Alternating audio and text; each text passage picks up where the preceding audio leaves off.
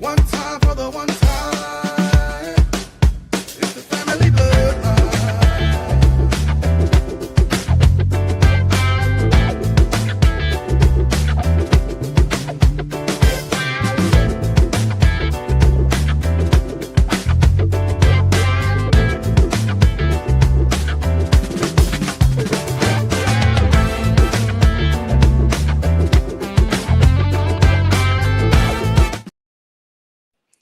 Hey, what's good people? It's Jay Glass moving back in the house with Rich, Franz Fritzenheimer for another episode of the Family Bloodline Podcast. And we're about to, this is going to be a bit of a tumultuous night, I think. But with that being said, Rich, how have you been doing today?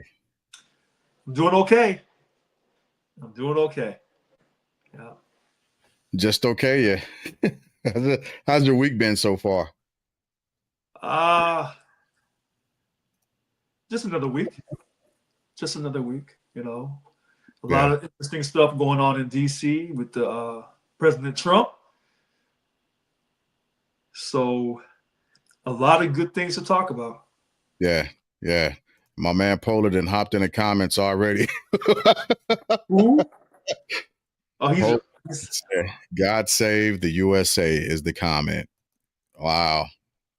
Oh, here, let me open up my your comment. So I can see the God save the USA, boycott Beyonce. Okay, all right. Say it's crazy. We'll get into that. We're definitely gonna get into that a little bit later. And as always, hey Polar, just a thought. If you ever wanted to hop on to the actual give me 1 second. I'm getting an update from a coworker. Something happened with his wife earlier. But if you ever wanted to hop onto the podcast live on the panel, man, you can always switch over to YouTube, right? That way you see when I put the link in the chat, and you can come on and you can actually talk directly. So I had an interesting day today. I was notified that my appointments, that's okay if you sound like the chef, man. That we ain't gonna judge you for that. You didn't make your voice. That just ended up happening for you. You can't do nothing about that, man. And I ain't gonna laugh at your voice. I'm gonna laugh at your comments. So I got notified of my VA appointments today that will start taking place. And so yeah, my black job is gonna soon be to start quite possibly checking out. Okay. Yeah. So we'll see how all that goes. I know, right? I know, man. I was gonna call you and tell you, but I when I got home, I passed out, and I ended up getting a call not too long before I went live. So yeah, that's all happening pretty soon here. Pretty soon. And so what I did not do, I failed to do, is I didn't make the ticker for the first topic. But I'll do it right now. And so the first topic is going to be about Gaza. And just to help Deuce out, he's not going to be here tonight, but I'll give him some different intro music, so he knows that we will do that in the future, right? So the first topic that we're gonna hop into directly is Gaza, right? And I'll play a clip. I'm going to share my screen and play a clip. Actually, give me a second. Let me post the link in the chat before I go too far ahead. To see if anybody want to hop on with us. But I'll play a clip real quick about what was said about the Gaza Strip, and we'll start talking through it and see how we feel about it. So without further ado, This is what the current president of the United States has said about the Gaza Strip. In a stunning announcement, Did I hit the wrong down President button? called for the United States to take over Gaza and displace the Yeah, that's not the entire clip I wanted. Palestinian population in order to turn Gaza into what he called the, quote, Riviera of the Middle East. Trump's plan for ethnic cleansing has been widely condemned across the globe. Trump outlined his plan Tuesday in a joint news conference with Israeli Prime Minister Benjamin Netanyahu at the White House. In November, the International Criminal Court issued an arrest warrant for Netanyahu for committing war crimes and crimes against humanity. I'm a pause right there because that part right there in and of itself is absolutely crazy. That part is absolutely crazy. And I don't know if you heard that No, I didn't hear that. about the war crimes for Netanyahu. Okay. So are you able to hear the YouTube play? Very softly. Okay, let me fix that. Give me a second. I'll That's what I thought. okay. I see. No, not a problem. I will fix that and we'll get back to it. But the long and short of what was just said is that Benjamin Netanyahu is essentially looking to be arrested for war crimes. And that part in and of itself to me is weird because you've got a president who has been charged for felony 34 times over, and then another leader who is possibly going to be arrested for war crimes as well from another country. And so I think it's an odd thing that those two are sharing a stage in leading countries right now. I'm just throwing that out there. All right, let me get back to that clip real quick. But what do you got anything on that, Rich? No, not at this moment. Okay. All right, let me try that again. We'll own it and be responsible for dismantling Gaza Strip, and we will. They went inside for private talks, and then came the news conference and this. The U.S. will take over the Gaza Strip, and we will do a job with it too. We'll own it and be responsible for dismantling all of the dangerous unexploded bombs and other weapons on the site, level the site and get rid of the destroyed buildings, level it out, create an economic development that will supply unlimited numbers of jobs and housing for the people of the area. The reaction from the gathered audience reflects. Now, if you need me to, I can run that back real quick. I got it. Okay. Yeah. All right. So let's jump into what your take on that is so far. Agree, disagree, up in the air. So let me say this. I disagree with President Trump to say that the U.S. is going to take over Gaza when you know that the Muslims or Palestinians, but we know that they practice Islam, are having a never-ending war with those who practice Judaism, who identify themselves as Jews. And so while you were going through your stuff, I wanted to make sure I had my dates right. So when Israel was reestablished as a state for Jews, for the homeland, May 14th, 1948. And we go back to the Balfour Declaration, 1917. All right. Because that was the movement about we want to establish a homeland, reestablish Israel for the homeland for the Jews. But the Palestinians, those who worship Allah, were there living. And so when they decided to recreate Israel for the Jewish homeland, they never talked to the people who were there living on the land. So let me ask you a quick question, because you actually beat me to that part. Okay. When the treaty was happening, and you already mentioned where I was going, why do you think it was not proposed to the natives of that strip? If you thought about it at all. Yes. And so what I would say, to be politically correct tonight,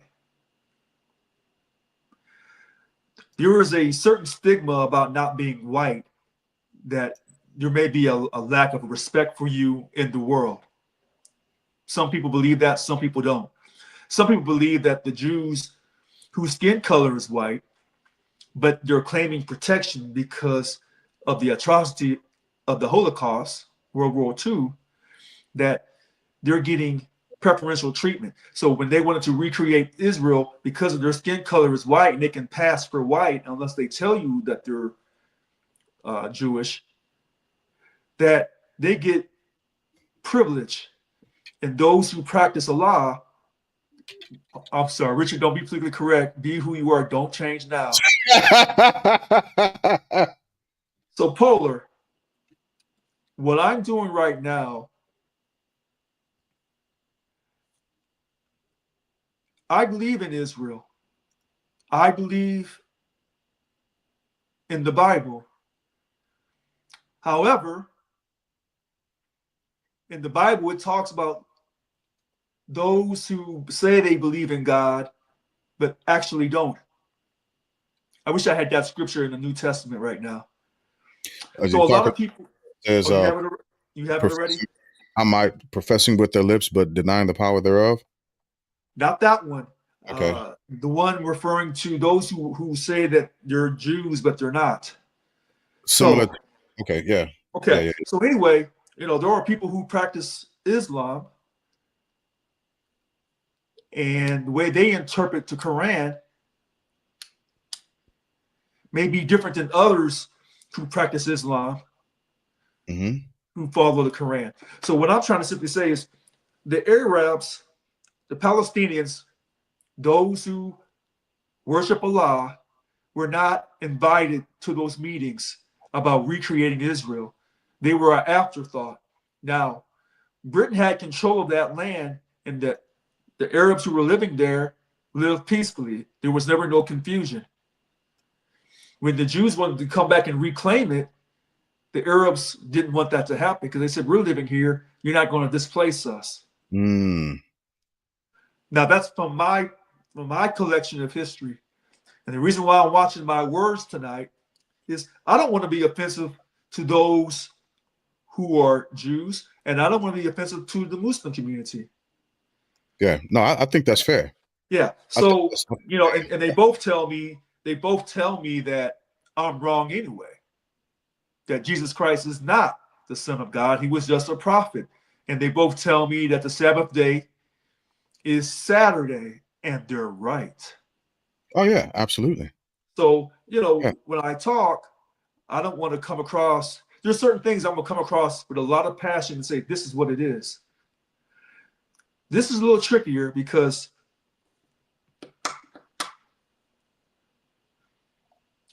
if you believe in God, you should be able to have peace and work with others.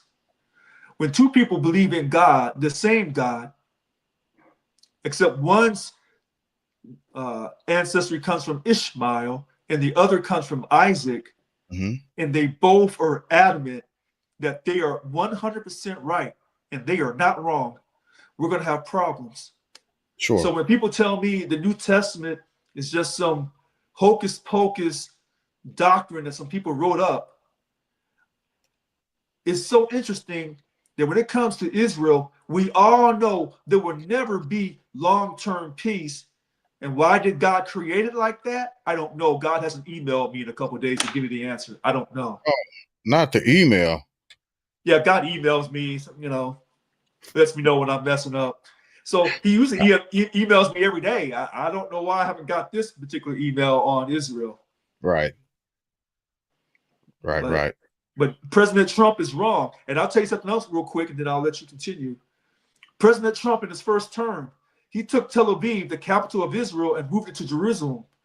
And I believe that's part of a religious prophecy that when Jerusalem is reestablished as the capital of Israel, we're on a short timeline.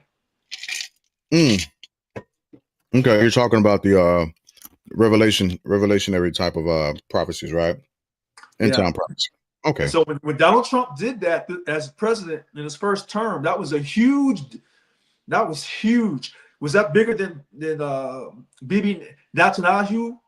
I'm not saying his last name correct. Netanyahu. That was so huge, but the media never made a big deal about it, and I thought that was very interesting. Yeah. And so just to give a quick point about Netanyahu, that wasn't his original last name. His family's from Poland. I just want to throw that out there. Okay. Yeah. Okay. So there are multiple different points that I could make, but in lockstep with what you're saying, we do want to actually be somewhat. I'm not going to beat around the bush, but actually engage with this topic a bit gingerly, because it's not to be offensive, although people have never really given a shit about how offensive they've been when it's been a discussion about us. Fortunately for a lot of people, I don't reciprocate what they've given me. I just move away. But there are a lot of different points that I could actually enter in. If you do a quick Google search, and that's what I would challenge everybody, do a Google search on Benjamin Netanyahu and check and see what it says factually about where his family came from and about who he is. You'll soon see some things aren't adding up, things don't seem right, and things aren't right. But that's not from personal opinion. That's simply what Google is saying. And I support the office of the President of the United States of America. That doesn't mean, however, that I agree with all of the decisions that are made at that level. I do support the president and will, in good faith, execute all orders as long as they are ethical, moral, and don't violate any laws, right? This issue that we're running into, I think sometimes good ideas, there's always been this thing of a good idea fairy in the military. And the good idea fairy can strike when you least expect it. And I think, unfortunately, there are times when our president will speak off script to what he might think is a good idea at the time, without actually running it through his legal officers or legal appointees to see if it's something that could actually happen. We would have no business in that area imposing our rule of government at all for either side in that fashion, with the understanding that Israel is our ally, but there's only so much that we can do. If we go into that sector, that neck of the woods, I think it would we end up entrenched in unceremonious war with an opponent, right? It's with Hamas, with Iran, and rightfully so. The displacement of the Palestinian people at the behest or the request of the American leadership is not okay. These are sovereign entities that we're dealing with. We have to remember that.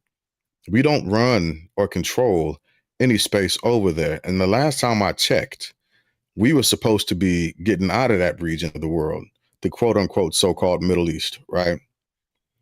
So why would we purposely put ourselves back into that? Not just that. If you listen to the fullness of what was said, he goes on to talk about maybe the Palestinian people going to Jordan or going to Egypt, and he makes a statement that's weird. He says that there's a lot of money in that area, and maybe they should go there. That's a full displacement. That's a movement of colonization at its finest. The society as we live and understand it today, we should be out of the business of colonizing peoples. At least America should be. we still have issues we have to deal with. Yeah, right, not Venezuela. We still have issues we've got to reconcile with Puerto Rico. We've got to reconcile with the Polynesian Islands. We have to reconcile with Hawaii. I'm reading reading Manny's comment. Uh-huh. We have to reconcile with our indigenous brothers and sisters. We have to reconcile with the people who, yeah, Jordan, Jordan, Egypt, the people who were brought here against their will. So America has a litany. Go ahead. Wait a minute. That's not true. Jordan and Egypt do care about Israel. They do care about Palestine because they fought in that 1948 war. If you go back in history, that's Very not valid. true. Yeah. So here, I'll read that to you. When they on May 14th, 1948, when Israel basically was saying we're back as a Jewish state, that entered the Arab-Israeli War. Egypt, Syria, Jordan, and Iraq. And then they got war help from Yemen, Morocco, Saudi Arabia, and Sudan. And they wanted to stop the establishment of the Jewish state. So, we never know who's watching the latest one with Hamas. Okay. So we want to be factually correct. We can give our opinions, but we try to give you history factually and not our opinions. So when we state our opinions, but Fat, you were talking about Puerto Rico, Hawaii, the indigenous people, Native Americans. I wrote down a word, manifest destiny. Yeah, that illegal document that was issued by a church that had no authority to actually issue it. But go ahead, I'm listening. No, go continue. No, that's all I wanted to say. I just wanted to throw that point out about it. No, but say that again, because that's really it was an illegal edict that was issued out by people who didn't have the right to issue that authority out to anyone, but they were acting on a stance or a self-governed written authority that they had the right to impose their religious and governing rule over peoples of other land without any conferencing with anybody else, without anyone saying, hey, we might not agree to this. This was simply their movement of the expansion of colonialization as we've begun to know it. That was the origination of it. That was the point of like the start of this. Wasn't the zenith, because America became the zenith, but that became the forward expansion of colonialization as we know it today. But go ahead, my bad. No, because I was reading, and it's saying here, no, this is AI saying this. Manifest destiny was the idea that the U.S. was destined to expand its territory across North America. I would go back and say before they even came to America, it was manifest destiny from back in the European days. Yes. European countries would travel and raid other countries because in their minds, they were doing the will of God. And, when they start painting in Italy, the Sistine Chapel of God and Jesus and the angels being white, that manifest destiny was the idea that we're white, we're superior to all others. Mm-hmm. So when President Trump says, hey, we're going to take over Gaza, you're coming across like manifest destiny, we're just going to take over. Now, I don't think the Prime Minister, Bibi, is going for that. I have to disagree a little bit. Okay. The reason why I disagree is because it helps him. All right. It assists him.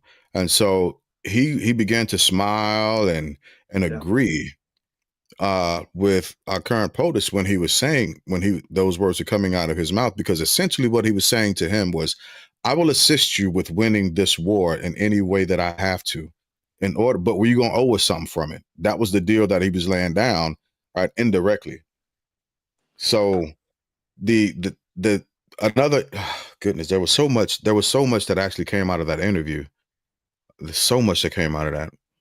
But those are the biggest points, right? That Benjamin Netanyahu wasn't fighting against it. Okay. Oh, the bombs, the bombs that he was saying were over there. Well, those were our bombs that we gave to Israel. That's scattered throughout that land. Yeah, the UXO, unexploded ordnance. That's part of what's still laying over there. And one of the reasons why that area is torn so much is partly due to our assistance with the ongoing war. And it shouldn't be. We do owe Israel our allegiance because they're allies. I would just wish and hope that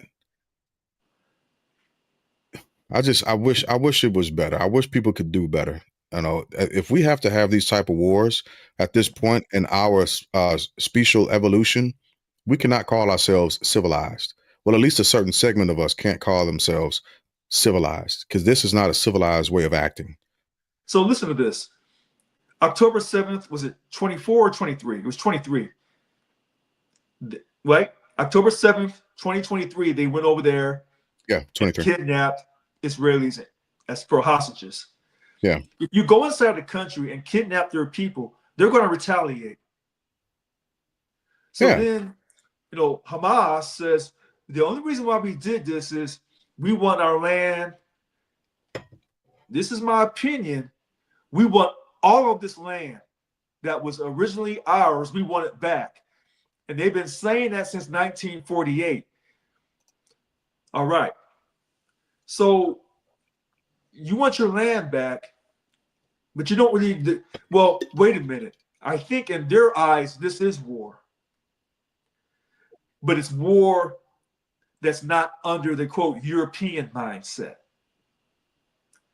So when you go to war in other countries, anything goes.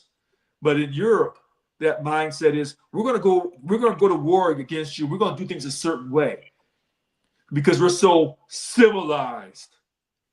So if you're in another country and you don't fall underneath the European mindset, and to have that European mindset, you got to have a lot of allies and you got to have a lot of money.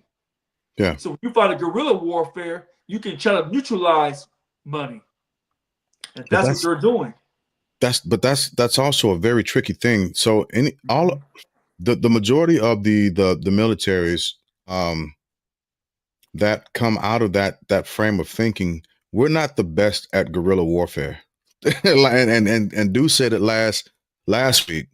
He was saying, like, name one time in history where we were the victors of a guerrilla warfare. But there's a reason why.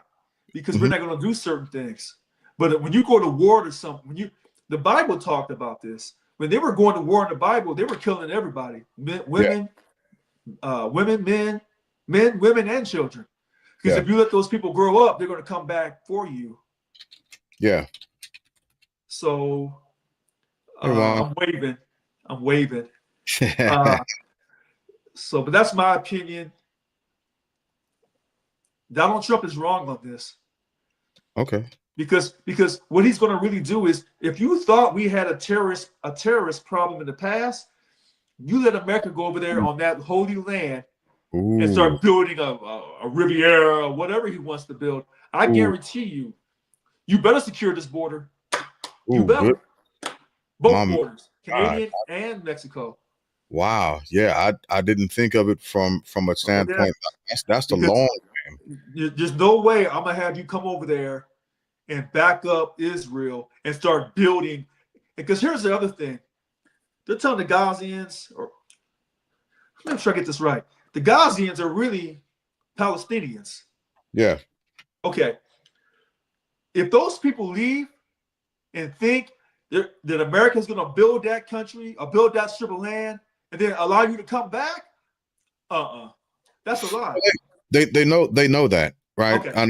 I was watching the Palestinian ambassador read a letter to the UN earlier today, and he was reading a letter by a doctor who ended up getting killed during some of the bombings, and the guy started crying because at the end of it, the letter simply said, "We've done all we can, and we've done all we could.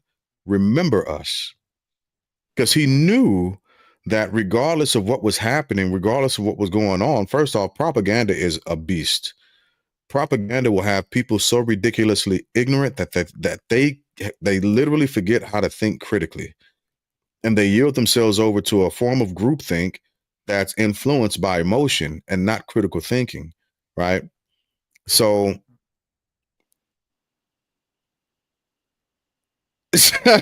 Polar, you silly. So we get caught up in groupthink, and we spin out of control. So the things that are happening to the, again, and I want to frame it this way on purpose, right?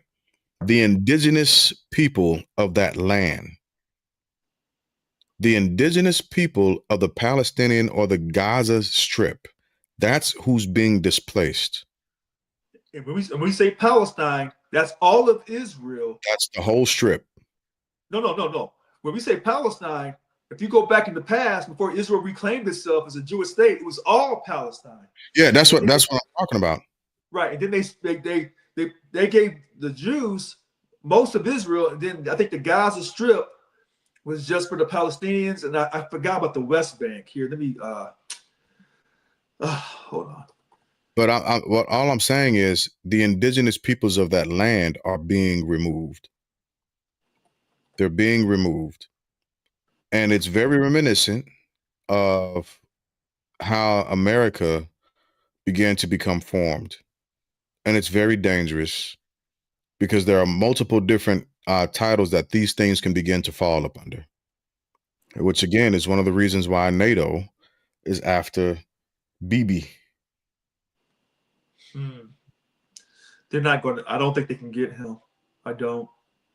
Oh, they probably won't. They probably won't. I'm just saying that it's a thing right now, and it shouldn't be. I wish our president would not have thrown that out there, because it puts Americans in a very peculiar situation. But I will say this to the Palestinian Americans: we told you. We told you. Oh, when they said they weren't going to vote for Kamala Harris up there in Michigan. We told you. You know what? I'll cut him a break on that one, though. I'll cut him a break. I can't. No? I can't. Okay. I can't. And I understand. I can see them basically saying, Democratic Party, you said you had our back, but you never did. Mm-hmm. So I don't know. But the question then becomes, what was the retort and the rhetoric of the Republican Party? They never said that they would do anything. Now, campaigning at the time, former President Trump made a ton of different promises that he knew he wasn't going to cash in on. He knew it.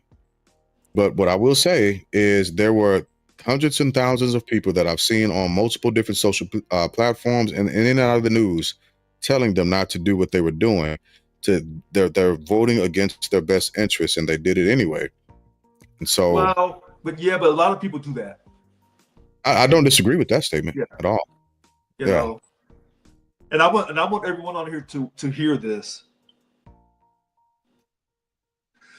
The Gaza Strip is one of the two Palestinian territories. The other is the West Bank, but the West Bank is much bigger.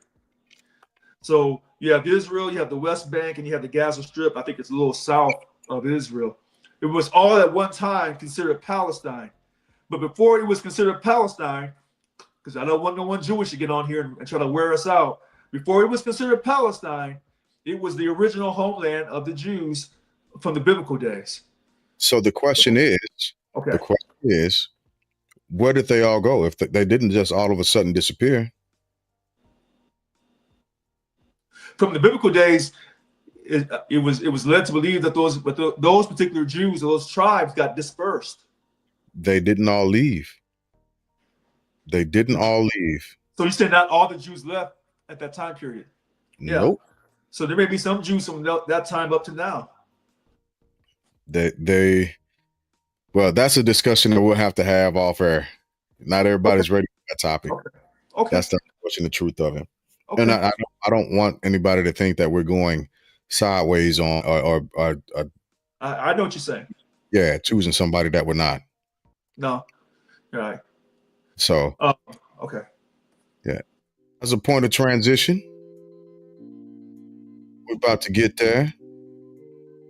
We were just talking about the Gaza Strip, and again, just wanted to let everybody know that I absolutely support the office of the President of the United States. I just don't always agree. Another point of interest that I do not agree with is DOGE. I do not agree with this whole situation at all.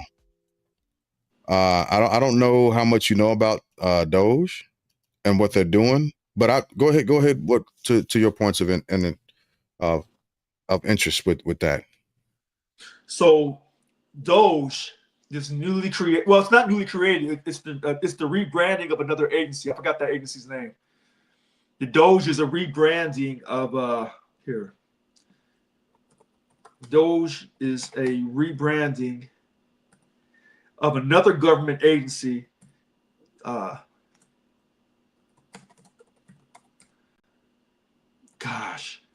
While you're looking, to help eliminate waste, financial to have financial discipline and eliminate government waste.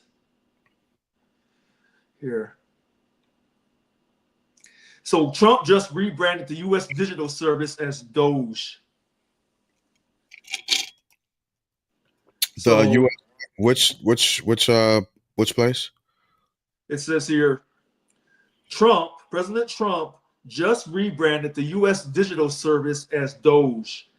So who was in charge of that beforehand, and what type of powers did they have, and who was their oversight? You know what? Hold on one moment here.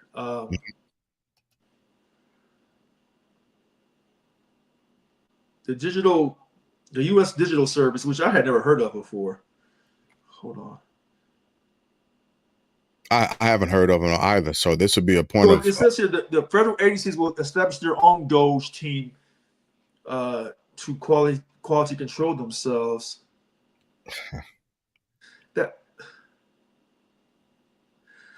So the U.S. Digital Service. You already knew this. Okay, so the U.S. Digital Service. All right, Gemini. All right, Gemini. The U.S. Digital Service was created in 2014 by President Obama. I think we can stop right there. And okay, I got it. Keep going. Okay, so by President Obama's administration, it created standards to guide federal web design. It also worked to overhaul the federal government's 26,000 websites and cut long-standing digital bureaucracy. Then President Biden, meanwhile, launched the U.S. Digital Corps to recruit young tech talent to the government. So it sounds like it came from two different Democratic presidents. And it not only did it do that, but the way that it's being pushed out now is totally inflated from the original or intended purpose. Right?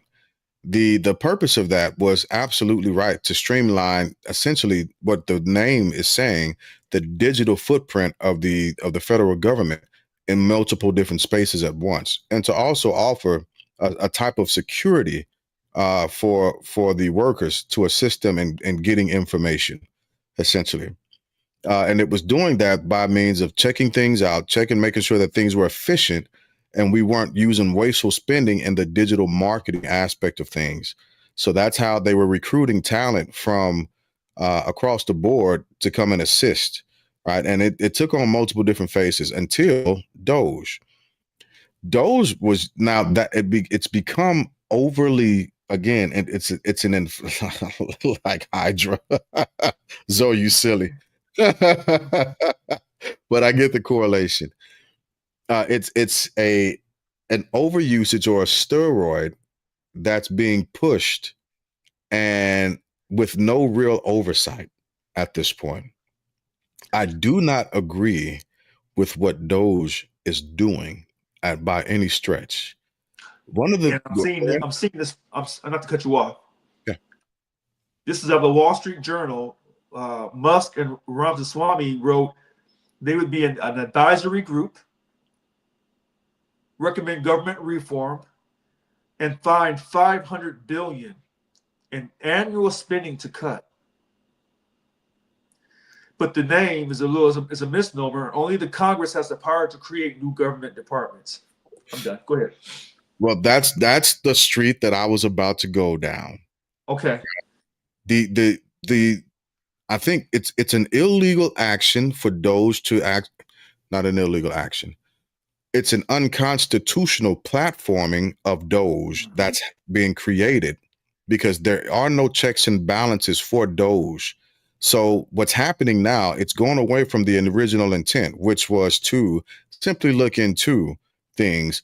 And this wild promise of finding $5 billion to cut is absolutely 500. Yeah. To cut is absolutely absurd because there is no actual foundational proof that there was that much waste that was happening. Now, what I do agree with is that the federal government is in need of an audit that it could pass because we've never passed an audit, an internal audit. So there is absolutely wasteful spending happening in our government. Absolutely. But not to the tune, however, of being of not to the tune of the federal government essentially saying that they're going to sell off 50% of federal assets. And that happened today. 50% of federal land is now on the chopping block to be processed out. I just heard about this. I haven't been able to watch TV today, so you got me on this one. Yeah. 50% of federal land? Yeah. Yeah. For sale. Yep. In the US. So, Zoe, I'm glad you asked that question. The IRS has not conducted an actual audit on federal spending from the government. I can't remember who the audit was done by a few years ago, but we failed egregiously. We failed that audit. You're looking at it now? Well, I don't know what's going on with my computer. I keep getting the AI overview. That's what's happening now. If your internet updated, if your Windows updated, it automatic. That was one of the updates that it came with. I'm guessing you're using Internet Explorer. No, I'm using Google. Well, yeah. So okay. It is going to come with that automatic AI answer because it's summarizing a lot of information and processing it at once. Huh. Well, I wish I had that AI chat. I know, right? Yeah. And I could probably do some things. Yeah. Right. So it's saying, no, not 50% of federal land in the United States is for sale. The federal government sells excess federal land, but only in limited circumstances. But I don't know if this AI is programmed to talk like this. I don't know. Yeah. So the articles that I read literally stated 50%. And it's being cut down illegally. One of the avenues that is being pushed, that's pushing this is DOGE. And they're saying that they can save $330 million. But that's all. And that's the issue. It's not that they can do that because this ties directly into what they're actually doing and saying. And I should pull it up on my email to read for the public to see. I'm just going to state it at this point. The email, the Fork in the Road email that came out a week ago, 2 weeks ago, I believe, was simply stating that federal employees can voluntarily resign and they'll get paid through September, right? Okay. They'll get their benefits through September. Now, earlier today, I went and I read the CRA, which is due to expire in March. And there's a specific section, it's specific between section 105 and 112 that literally states that no new projects can begin to happen during this time because of the appropriations funding that's already been allocated. That's what Congress voted on. So for the president, or it ain't even the president directly because this email was pushed out by DOGE, make no mistake about it. But so for DOGE, an entity, another office that has been granted no real federal powers or authorities through congressional action or any litigious aspects, for them to begin to send employees emails telling them that you can resign and we'll pay you your benefits, but it's not being backed up by actual CRA appropriations or funding or resources, it's going to put federal employees, in a very peculiar situation. Not only did they do that, but they also came out with a Q&A portion. That Q&A portion was like, well, hey, can I take vacation during this time? Can I stay at home during this time? And the answer was, yeah, stay at home. By all means, stay at home, do this, do that, or go on vacation, right? To have the best vacation you've ever, go on your dream vacation. Now, wait. So if these people take the buyout, do they still get their pension? There's nothing that's being appropriate. Congress has not voted on this and said that that's what would happen. Congress controls that, not DOGE. And again, this is a mirror email that Elon Musk sent out to Twitter when he first took it over and screwed people over. Yeah, but Twitter, those people are not, they don't have pensions. Right. So. Right. And so the issue is you can't take the things that the private sector is doing, because it's harder to influence the private sector than what it is. It's harder to influence the federal sector than what it is the private. Right. So in the private sector, you can get away with a lot more things than what you can in the federal sector. So they've made these promises to people that are probably, some people are probably going to take it. Now, here's the catch-22, right? One of the first things that the president signed when he got back in office was federal employees have to come back to work. There's no more telework. There's no more remote working. You have to be in your seat. You have to be.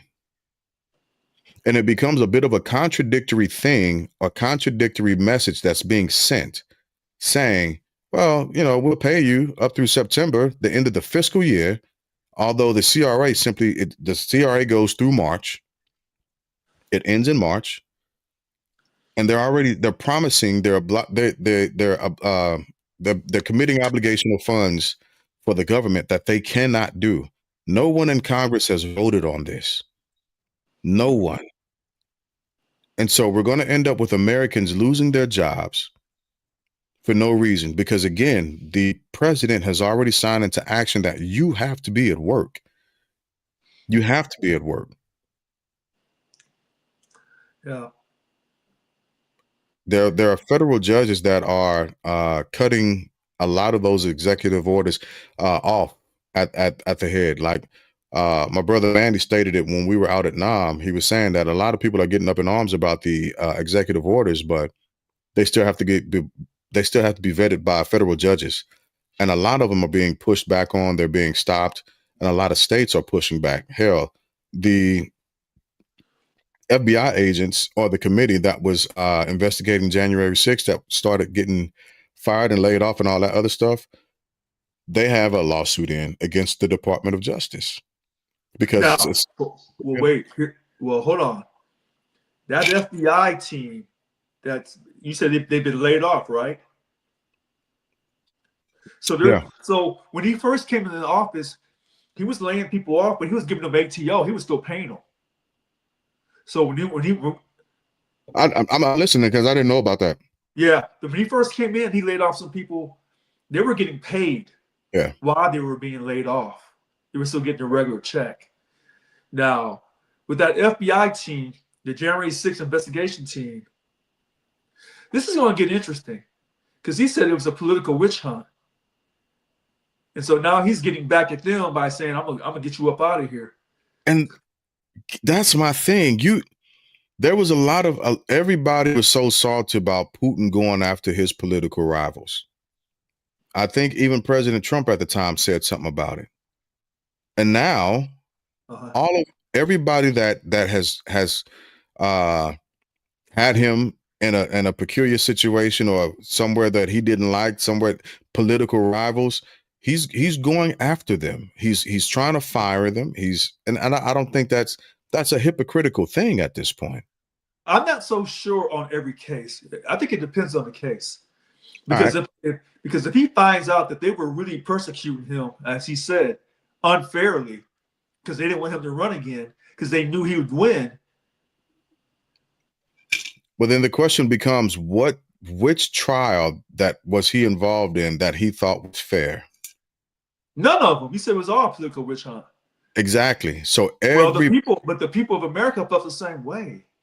not everyone, not everyone. Enough people to get him elected to popular vote and electoral college, so that was Sure. enough. Sure. And there was enough people who didn't believe him to give him 34 convictions, felony convictions also. No, those were trumped up charges, and that's going to be, I guarantee you, that will be overturned in the appeals court. I guarantee you that. And if Wait. Those 34 charges, that was for the falsifying the statements, the business statements. That will be overturned. That's guaranteed. It's a state thing. No. When it goes to the state appeals court, because remember, the guy from Shark Tank, he went on CNN. He said, what Trump did is what we all do as investors. He said that will be overturned because that's everything he did is what we do. If the bank doesn't stop you, you're allowed to do it. The bank's supposed to do their own investigation over all the things you're claiming, and they didn't do it. The issue that will be overturned. I don't know if it's going to be. Again, if it was I guarantee you it'll be overturned. I guarantee you. Now the E.G. Carroll prosecution nonsense. That's not going nonsense. Yeah, Ah, it was nonsense. I don't think it was nonsense. I don't think it was nonsense. The reason why I don't think that one was nonsense is because if you had nothing to hide, you wouldn't hide anything. But he won't do a DNA test. He didn't have a baby with her. He didn't have to. The dress that, according to the court files and documents, the dress that she said it happened in, she still has. She still has, and they can get the DNA. They've gotten DNA samples off of it. And they're saying that's his DNA? That's what they're saying, but he won't give DNA to prove it's not. They already have his DNA somewhere. No, something don't add up there. If he hasn't willingly given his DNA, they don't. Even if they tried to trick him, let's say he was and he doesn't drink, right? Which I think is absolutely applaudable.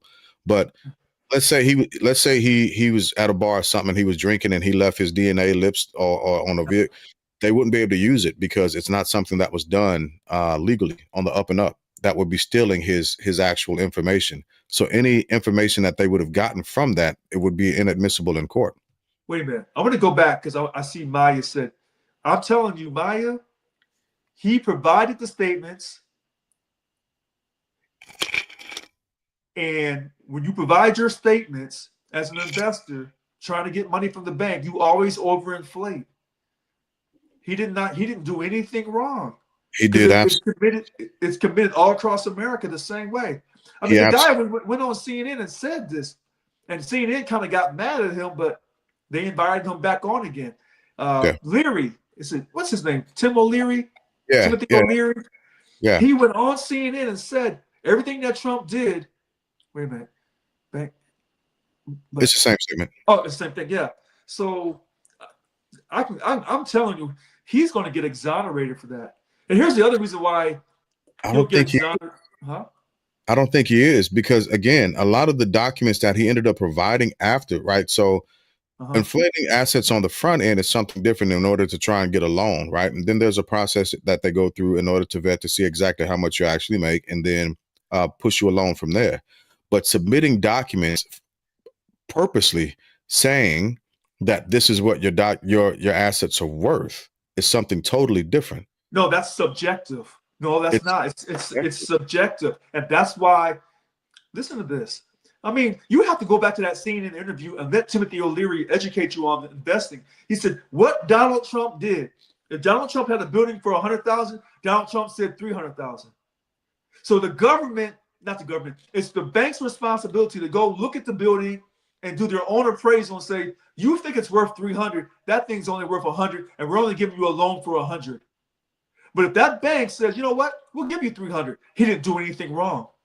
It's just that simple. I don't agree with you. the reason why, so if it was within a certain percent margin of error, I would be like, okay, well then yeah, right. But the overinflation that happened was where it became fraud. He knew that his assets weren't worth what he said they were worth. And that's one of the reasons why his sons were testifying the way that they were testifying, because he was able to separate himself from the business dealings and handlings that were happening financially and push it down to them. Well, if you watch that episode on CNN, that man said if Trump's guilty, then I'm guilty. Well, then he might have incriminated himself. No, no, because they don't care about him. Not right now. No, they don't. No, because every investor across the nation does it. Now, to what magnitude? Trump takes it to the max. Other investors may not take it as far as him, but it's up to the bank. If the bank doesn't do its job and still gives you the money, that's on the bank, because they're supposed to go out there and appraise those buildings themselves.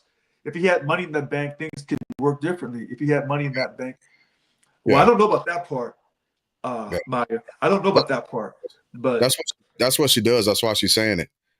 She does underwriting for different various different things. And so Kevin O'Leary, that's his name, Kevin O'Leary. Yeah. So I don't think he's going to get that one overturned, just like Rudy Giuliani is not going to get his overturned. Hold on a second. You should never brought up his name. Why not? Because everybody thought that Rudy Giuliani was going to have to give up his possessions to pay those two black women down in Georgia. He didn't give up a damn thing. I'm glad you brought his name up. Actually, he didn't give up a damn thing. We don't know who paid. And we know what? We don't know how much money those women got paid. And we don't know if he actually paid the money himself. It got closed, settled. And I knew it would. And he never backed off what he said. When's the last time you looked that up? It was a few weeks ago. Because once they settled it, that's it. You don't hear nothing more about it. So they said his homes he was supposed to give up. Nope. Those cars, nope. Any money, we don't know. And I can guarantee you, he didn't pay out no money either. He said he didn't have any money. But let's see if his assets. He said he didn't have any money. Let's see if his assets ended up getting. No, they said in the article he kept all his possessions, and I knew he was going to keep those possessions. And I kept telling you, I said, look, I know what I'm going through, and I'm a nobody. Then that man, former prosecuting attorney, DA, I don't know. I'm looking at an article. They settled. And now nobody will know anything. That man was laughing on Facebook because he knew the law and he knew what he could get away with. But here's the other thing. Whatever money those two women got, and I hope they got paid so they'll never work another day in their life. Generational wealth. I hope they got paid. But I bet you this. I bet he didn't pay it. I bet somebody else stepped in and paid that bill. Was it Elon Musk? Okay. I see what you're saying. But I'm looking at an article right now that says the first transfer of 11 million was originally scheduled to take place in October. Right? Giuliani argued he had largely complied with the judgment. He's saying he had largely complied with the judgment. Largely. Yeah. When it came down to, listen to this, he got held in contempt of court. And then, a few days later, they settled. And they said he maintained all his possessions. And I laughed because I said I knew he would. Because he knew what he was, there was something going on behind the scenes. And when they came out and said they settled, you didn't hear no more about it. That's real world, because I'm going through it. Now, the Shark Tank guy, Kevin O'Leary, said that Trump engaged in regular behavior for real estate development. I watched that interview with Laura Coates. She was pissed. I'll go back and look at it. But the article that I'm now. I can't send you this because I'm on the laptop. Shark Tank star says Trump engaged in regular behavior for real estate development. And he was adamant and he would not back up.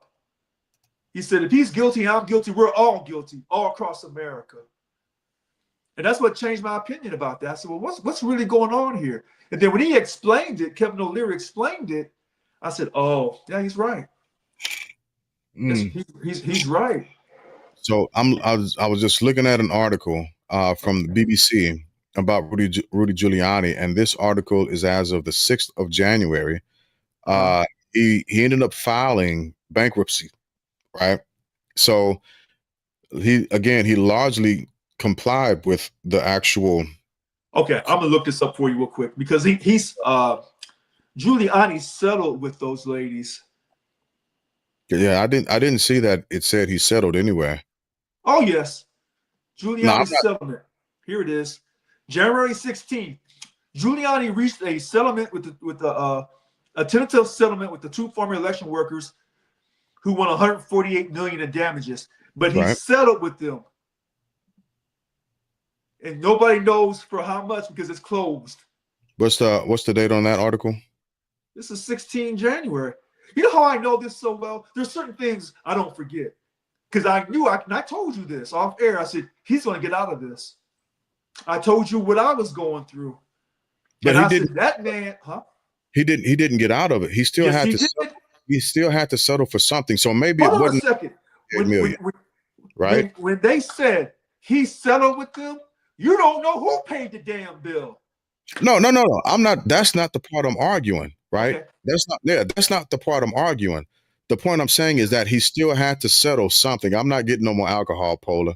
I saw your comment. I saw that. Yeah, but I Yeah, thought. but you don't. But you don't know. Huh? Yeah, you're right. Like I don't know who paid it, but the point is, it was paid. That's the point that I'm making. So he's still Right. putting himself in some type of somebody else's debt to settle with them, to give them something. Listen to this. Miss Moss and Miss Freeman said in a statement that they agreed to allow him to keep the belongings in exchange for compensation and his promise to never ever defame us.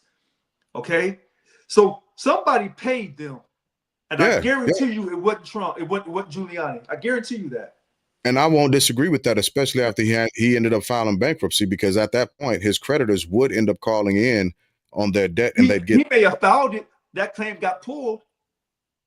Okay, but Huh? at the end, I said that might have happened also. But at the end of the day, he still suffered more consequences than somebody else who went through the same thing. Somebody else might have paid that for him. Right. So now he's in debt to somebody else. No, he's not.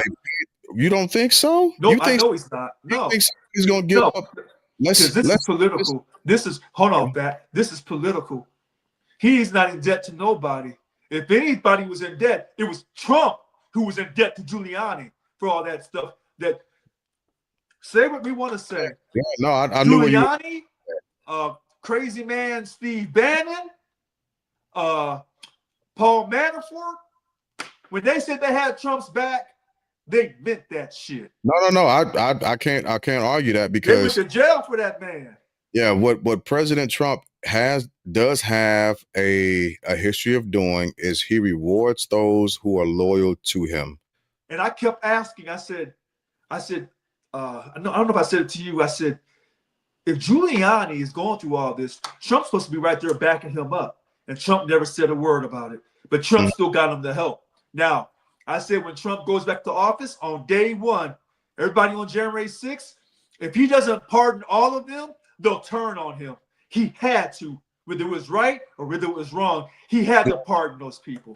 I'm glad you switched over to them real quick, and I don't have a ticket for them, but I will put up the Cash App again, everybody. So y'all start hitting that Cash App. So I need to give a quick shout out to, and what I'm gonna do, I'm gonna come back to the Rudy Giuliani stuff because I do want to dig deeper. I'm gonna see if I can find any court documents on it that would be open to the public, which it might not be because they settled.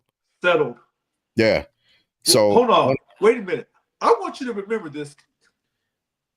February 5th, 6:56 my time, Pacific time. I want you to remember that settlement. I want you to remember that because one day you're going to do a video with me and you're going to see me smiling and grinning. And you're going to say, what you grinning for? What you smiling about? Hey, hold on a second. That don't look like your house. Where you at? I'm with Rudy Giuliani. I'm living my best life. And don't you go hang out with no Rudy Giuliani. If you do that, I know you're in the wrong place in life. But I'm telling you, shout to just, Florida. Shout to Florida. just a quick shout out to the church in Washington, D.C., the Metropolitan African Methodist Episcopal Church in Washington, D.C., and the pastor. They were granted ownership of the Proud Boys trademark, which allows the church to block the Proud Boys from using the trademark or selling any licensed merchandise. All the Proud Boys are going to do is just change their name. Sure, I got that, and I don't disagree with that. But I want to congratulate them because they also won the $2.8 million settlement, which they haven't paid. But this is why I think that's important. This is why I think that's important. The reason why I think that's important because we're looking at finding different avenues of fighting things, which don't always have to look like a protest out in the street. Take their asses to court. Take their asses to court. That's what court's for. You might not always get everything you want in the end, but you make a statement. Well, I know that's absolutely true. Yeah. And that's what they did to the Proud Boys. They fought them in court and they got their trademark rights and a $2.8 million settlement. So as far as the protests, I'm not 100% sure about the 28th, Paula. I haven't look, my protests are different at this point. Even if I don't agree with something, like if I don't agree with DOGE, and I have some form of a protest against what they're doing, mine is going to be mainly silent, right? Very similarly so. I don't go to Walmart. I don't go to Target. I don't do a lot of things. I don't support a lot of different places, except for with my money. And so my protest is different. I'm looking that up because I didn't hear about it. Protesters in cities across the USA rally against Trump. And that's so.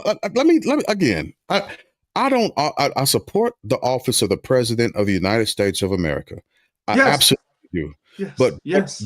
The question that I have for everybody that's rallying and going out to protest against the current president, aren't you the same motherfuckers that voted for him? That voted for President Trump. And the people who are protesting? Yes.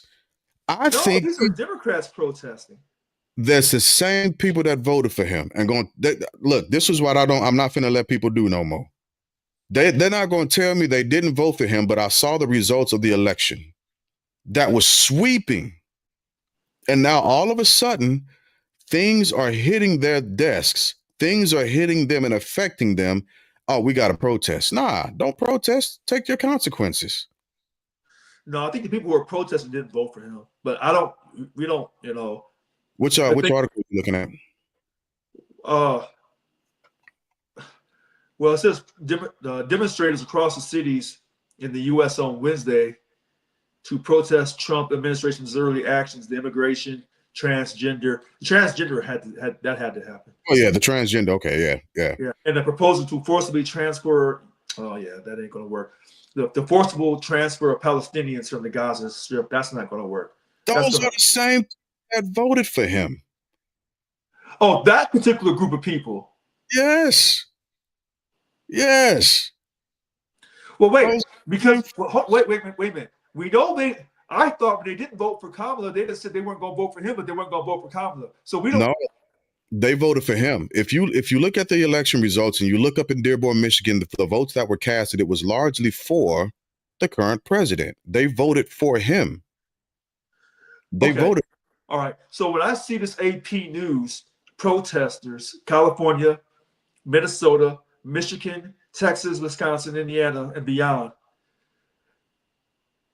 I don't know where all those protesters in Michigan, if they all came from the Dearborn area, if there was all around Detroit. Wait, Detroit's in the Dearborn area, I think, right? Yeah. Yes. Okay. Well, we don't know with those protesters how many of them were actually Muslims who voted for him. We don't know. I've been watching different segments of news from the country. Like there was recently Venezuelan Americans that were upset, that had news conferences saying they lied to us, right? Fair enough. Fair enough. Fair enough. Okay. These are the same people that voted for him. And Some of the same people. So all these protesters, way of saying it. some Yeah, of them some voted for him. Yeah, some of them are the same people that voted for him, and now they're out protesting what they voted for. No, take these consequences. So what those from Latin America were saying was, yeah, we want the criminals removed from this country. But what they didn't realize is, if you're here illegally, he's taking you out too at the same time. And not just that, but the person he put in charge of that, he said, if you're upset that your family's going to go, you can go too. He's right, because when a person comes over illegally, you put your whole family at risk. Yeah, you broke the law. I don't disagree with that. I really don't have a retort for that. But all I'm saying is these are the same folks that voted for him that are now saying, wait a minute, you lied to me. He didn't lie to y'all. He told y'all what he was going to do. And you know, my thing is this. Donald Trump lies and he tells the truth. And he does a mixture of both. When he said that he would, bring peace to Israel, he didn't say anything about moving those people from Gaza. But see, if you know that his favorite child, his daughter, is married to a conservative Jew, I don't know how much more information you need. I just don't know. Bruh, I was watching people on live literally telling these folks, you are voting against your best interest. He's going to glass the place. He's going to blow it up. No, he's not going to do that. Yes, he is. He does not care for where you are. He does not care for your people. And they were telling them before the vote, they were telling him, they were telling these folks he's going to end up making beachfront property out of the places where your family is right now. Folks have been telling them that. But let me say this, because this is Franz and RLB speaking. I said sometimes he tells the truth, sometimes he's lying. So when he said about just getting the criminals out, we'll start there first, I knew he was lying. But I also know that you have to control your border. If you come to this country illegally, whether you're a criminal or not, he's sending you back. If you couldn't understand that, then that's on you. I'm glad you said that, because that's on you. I was but watching. He was going to send everybody back. Yeah, because I was watching. It was something on YouTube, and it was by an article by the BBC. It was a piece by the BBC, and they were showing a C-130 landing in India, taking Indians back. Ooh. Yeah. Ooh. Now, hold on. That's a little trickier, because if you're saying that the Indians over here were over here illegally, and you're sending them back, and you're not showing them favoritism, then J.D. Vance's wife, who's Indian, maybe she's cool with that, maybe she's not. I don't know. But in the same hand, I mean, if I take it to Ghana, in the same hand, I don't want to hear you say that you're bringing over Indian engineers on H1S or HS1 visas. I don't want to hear that. So if you're sending folks out of here for being here illegally, then don't bring nobody else over here illegally to help Elon Musk and your corporate friends. I don't want to hear that either. But that's exactly what's happening, and that's what people are beginning to protest. The regions are getting deported. That ain't on TV. I don't believe that, Polar. You don't believe that? Okay. Nah. They're too much. I don't believe that. You don't believe?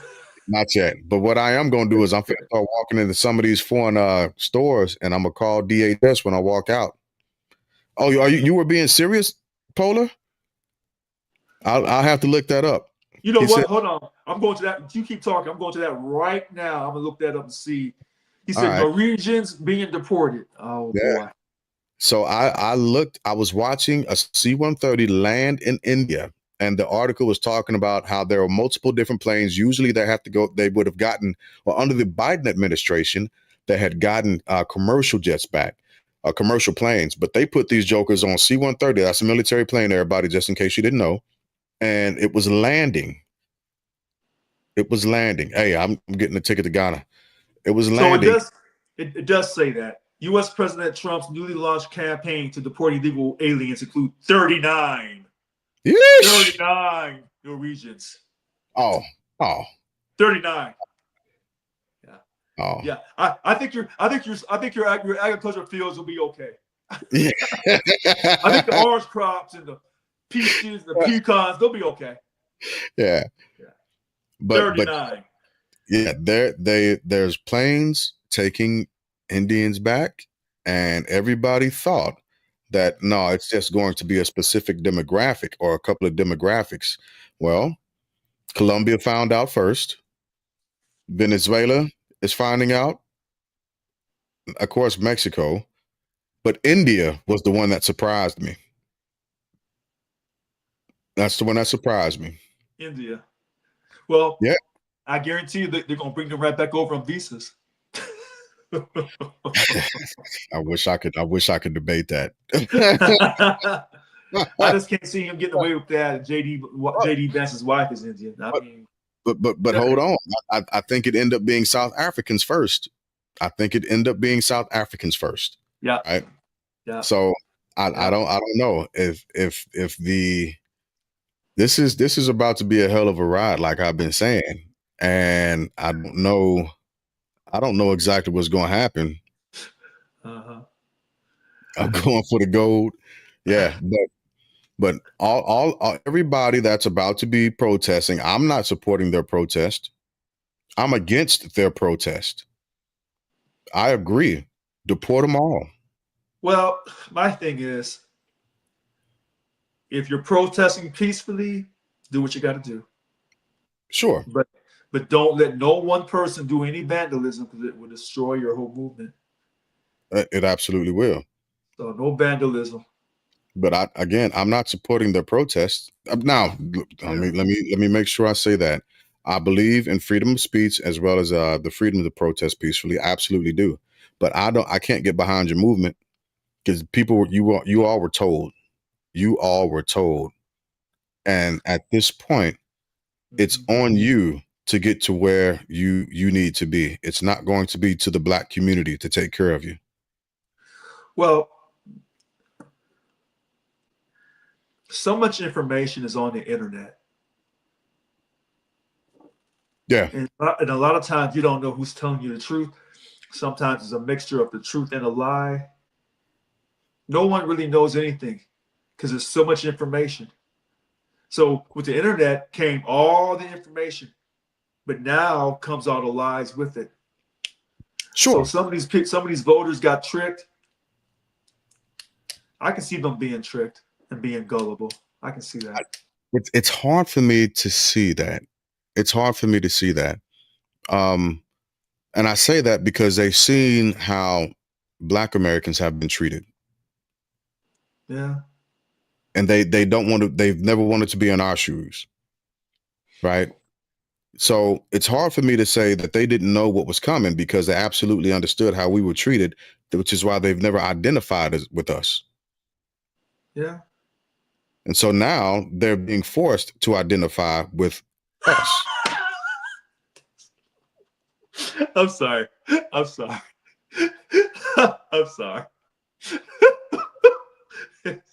Golly.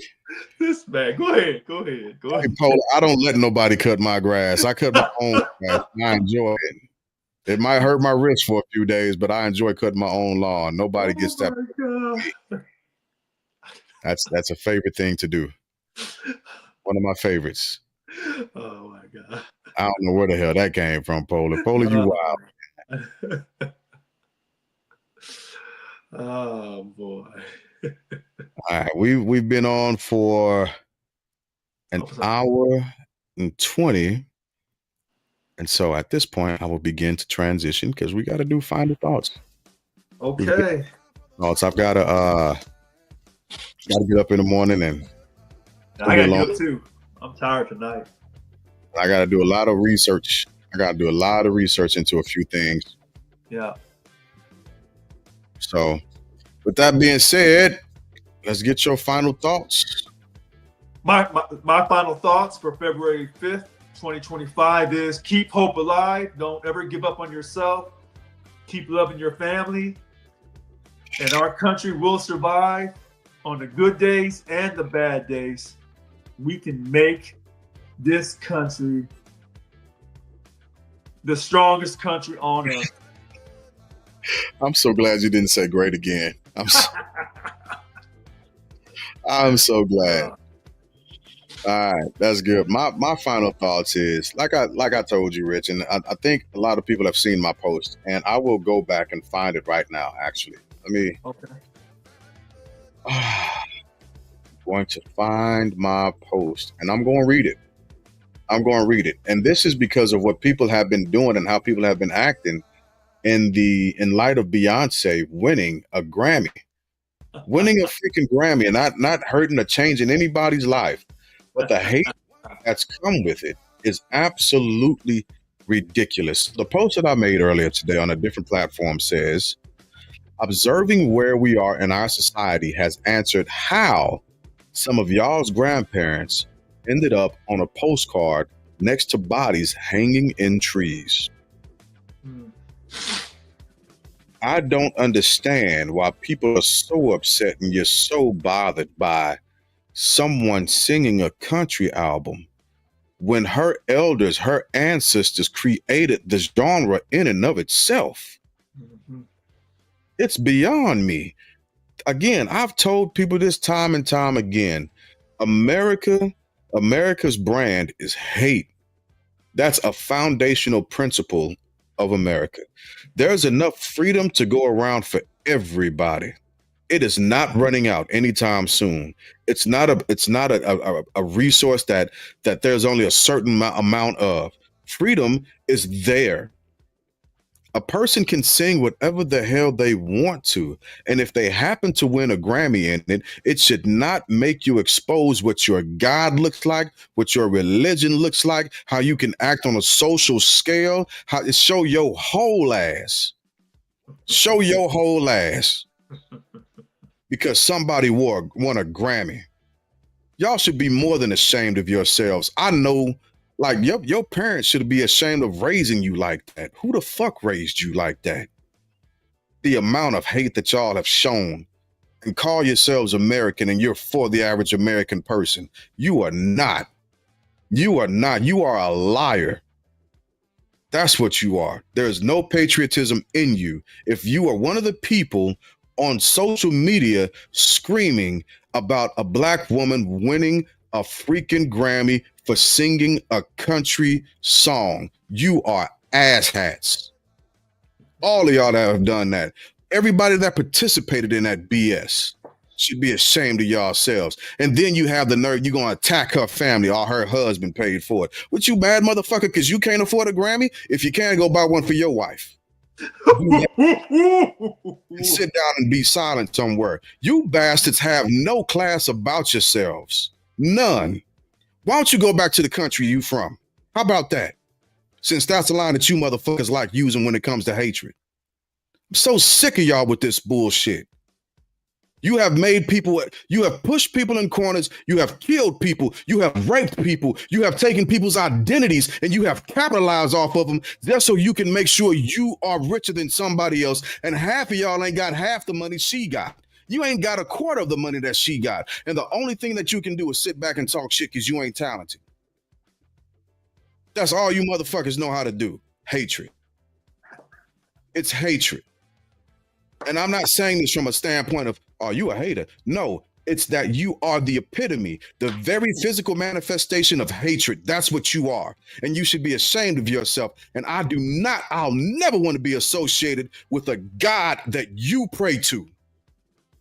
Ever. Because I know exactly what to expect. And it's the exact same thing that black people have been experiencing in America since this motherfucker was built. I will step off my soapbox. It's not often I go into a rant that deep, but that shit.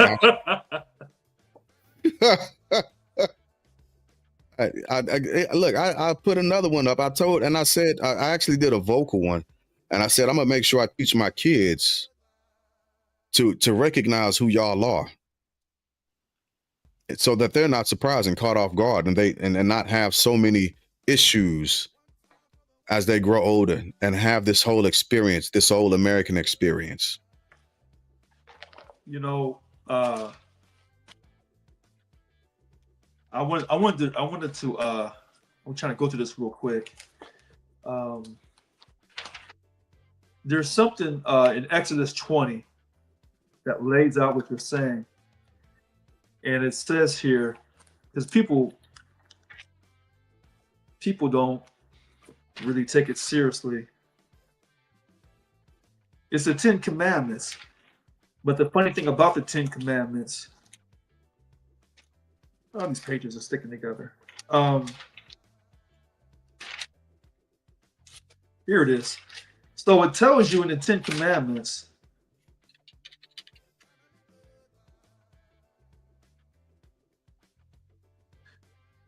where is it at here? Okay, thou shalt not make unto thee any graven image or any likeness of anything that is in heaven above, or that is in the earth beneath, or that is in the water under the earth. But that part about anything that is in heaven. So when Michelangelo painted our pages were sticking together. So when he painted, God and the angels and Jesus for being white, Yeah. that tells you why in America our most segregated institution is still church, because a percentage of white America believes that God is white, and that's not the case. But you can't tell them that, and they'll never believe you. So Yeah. even if we have the master gene, that's not good enough for them. They'll still consider themselves to be superior to us, when the truth is, God said, let us create man in our image. And we all know that the black race has a multitude of skin color variation. We're the building blocks of everybody. But they'll never accept that. And so as beautiful as Beyonce is, and she's never done anything wrong to anybody, they can't accept the fact that she won in the war.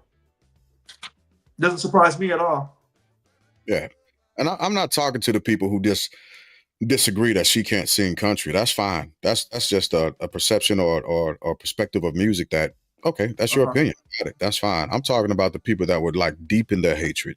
They were deep in their hatred. Oh, they were saying all kinds of stuff. Oh yeah. They probably had never listened to a country song in their lives, but they had something to say. They had something to say. And that's the shit that America, like, America has such a huge issue with accountability, the hatred that America has.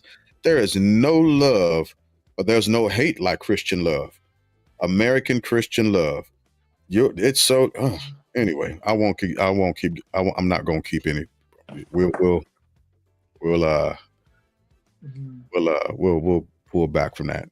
So, Polar, I have you know that my mother passed last April, sir.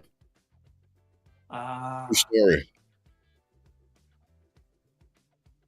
I hope you feel good about yourself.